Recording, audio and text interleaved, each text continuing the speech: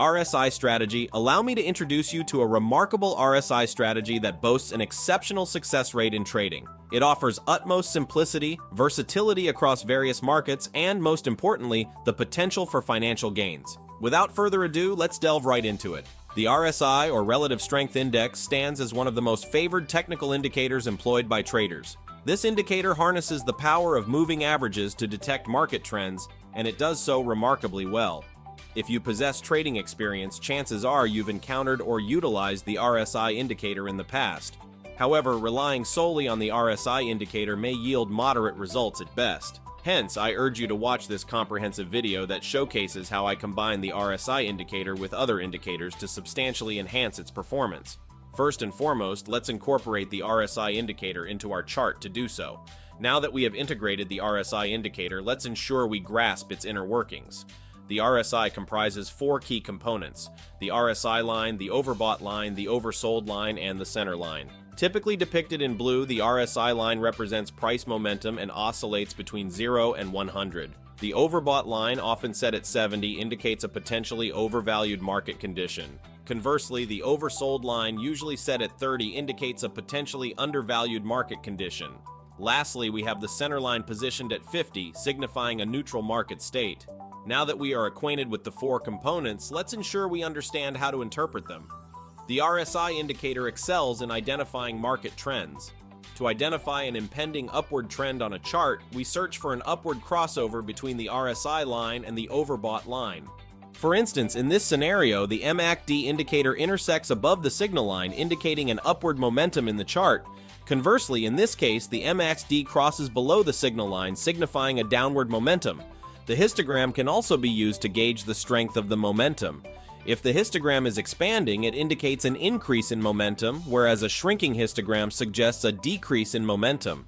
The key to using this indicator effectively is to look for upward crossovers of the lines, but only if they occur below the zero line. If the lines cross above the zero line, it is not advisable to enter a trade. The same principle applies to shorting, where you would only enter a short trade if the lines cross downward and are above the zero line. As you can see, this indicator is remarkably straightforward to use. However, the problem that many traders face is relying solely on this indicator.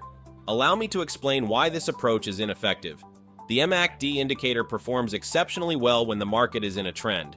For example, here, the MACD indicator accurately predicts upward price movements because the chart is in an upward trend. However, in this instance, the price is in a downward trend, yet the MACD signals a long buy position, contradicting the actual price movement. To address this issue, when trading long, we should only enter a trade if the market is in an uptrend. It is crucial never to trade against the trend, as the odds will always be stacked against you. Therefore, a simple way to determine if the market is in an uptrend is by adding a 200-day moving average. To do this, once we have added the indicator, you will see a single line.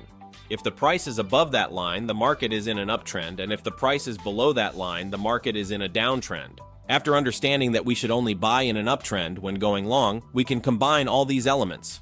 We buy when the MACD lines cross below the zero line and the current price is also above the 200-day moving average.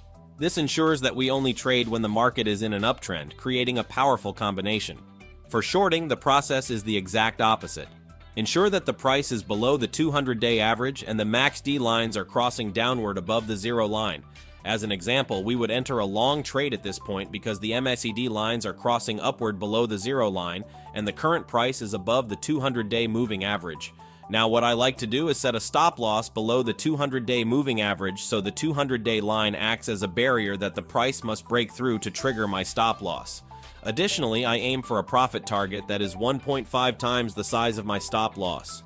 As illustrated in this example, the strategy worked precisely as intended, resulting in a profitable outcome. However, we can further enhance this trading strategy for even better results. This MACD-based strategy, when combined with a 200-day moving average, performs exceptionally well when there is significant price movement. However, it becomes less reliable and generates false signals when the chart enters a sideways phase and loses momentum. As demonstrated here, when the chart moves sideways, losing most of its upward momentum, the MACD starts producing numerous false signals. If trades were executed during this period, chances are that they resulted in losses. To address this issue, we need to incorporate price action into the strategy. This involves identifying key support and resistance levels where the price hits and bounces. As shown, the price declines, reaches a specific point, and reverses upwards. The subsequent step is to wait for the price to revisit the same key level. When it does, we anticipate a bounce off this support, propelling the price upward similar to the previous occurrence. However, it is important to note that just because the price previously bounced off the support does not guarantee that it will always repeat that behavior. If the price possesses sufficient momentum, it can easily break through the support and decline further. To confirm an impending change in momentum, we employ the MACD indicator. Here's what you should do. Ensure that the price is above the 200-day moving average, wait for the price to reach the established support level, and then observe the MACD lines as they cross below the zero level. This is the ideal moment to enter the trade.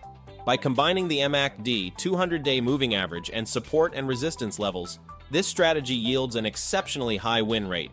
In return, I kindly ask you to take just 2 seconds of your time to like this video. If you wish to stay updated with my future strategies, please subscribe.